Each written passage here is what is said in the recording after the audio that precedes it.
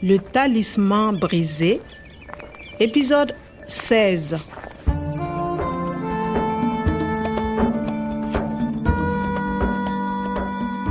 Min e Nathalie men jiiti no ni professeur Kouada. Kono tawi yimbe be jani e archéologue o. Après notre rendez-vous, il y avait un homme dans mon bureau. Neddo kawni do mbo andaka. Holko o wonno yilade ko filde ordinateur Sahel vert.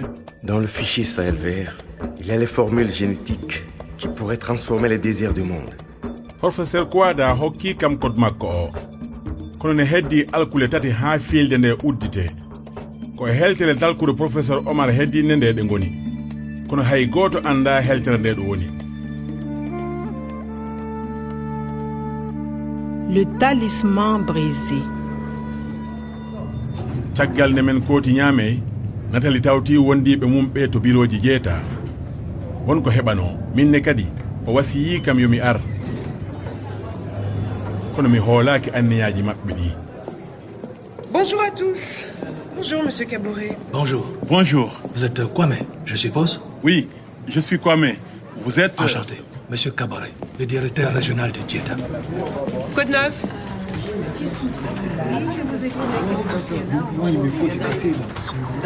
Eh bien, c'est pas la joie. Et vous, Niamey? Il s'est passé beaucoup de choses à Niamey. Oui, il y a deux professeurs. Un faux professeur et le professeur Kouada. Un faux professeur? Oui, un faux professeur qui connaît le professeur Omar. Il se présente comme étant le professeur Kouada. Et il a attaqué le vrai professeur Kouada.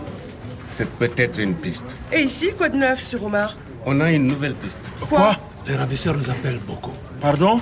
Appel? Ils appellent le Djeta au téléphone pour la rançon. Ah, d'accord. Appelez. Si vous lui payez une note de guetta. Nathalie, rançon. Ils veulent l'argent. Monsieur Caboret, vous avez l'argent? Écoutez, on a enregistré le dernier message des ravisseurs. Il est minuit. Trouvez 100 000 euros pour le professeur Omar. Il est vivant. Vous avez 24 heures. Si vous ne payez pas, on va les tuer. Écoutez.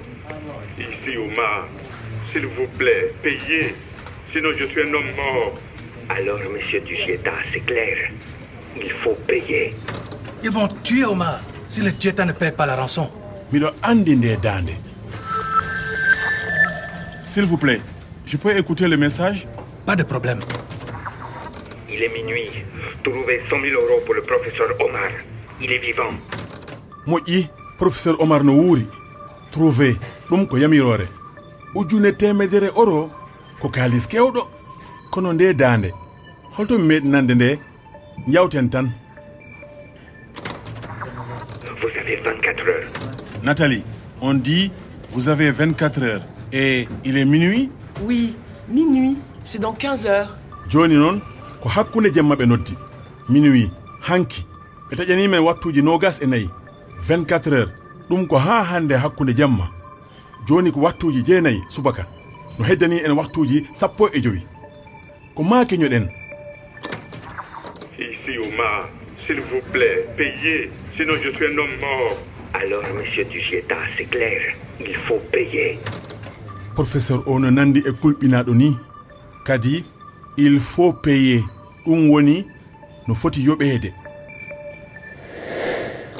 Si vous ne payez pas, on va les tuer. On va le tuer? Oui, il faut payer. Sinon, ils vont tuer le professeur Omar. Ils vont où? Ils vont tuer le professeur. Tuer? Warde?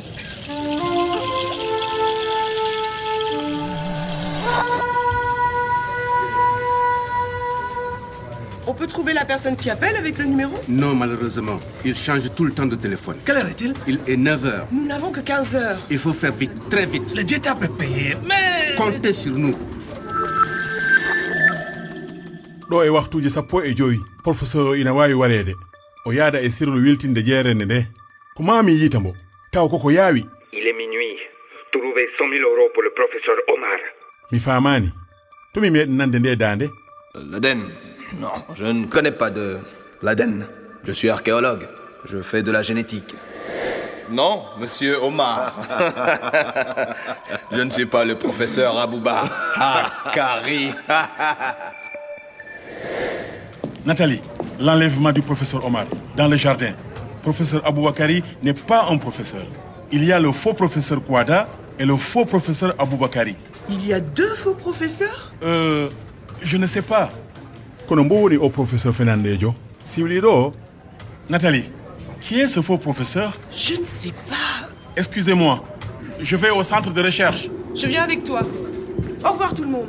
Au revoir. Tenez-nous au courant.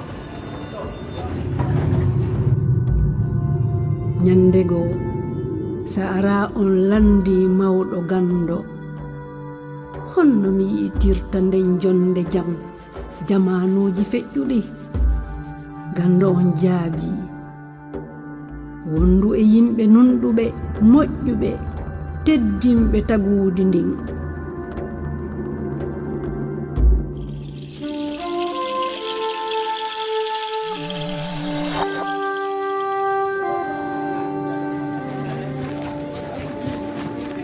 Le Jeta doit payer la rançon ce soir. Il faut comprendre avant. Ce soir? Oui, le soir d'aujourd'hui, c'est ce soir.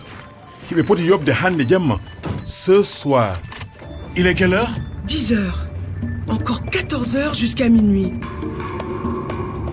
Il faut chercher. Chercher? Trouver le professeur Omar, trouver le faux professeur. Mais où est-ce qu'il faut chercher? Ah, il y a les emails. À suivre. Le Talisman brisé, une production de Radio France Internationale et des éditions Edicef. Avec le soutien de l'Organisation internationale de la francophonie et du ministère des Affaires étrangères et européennes.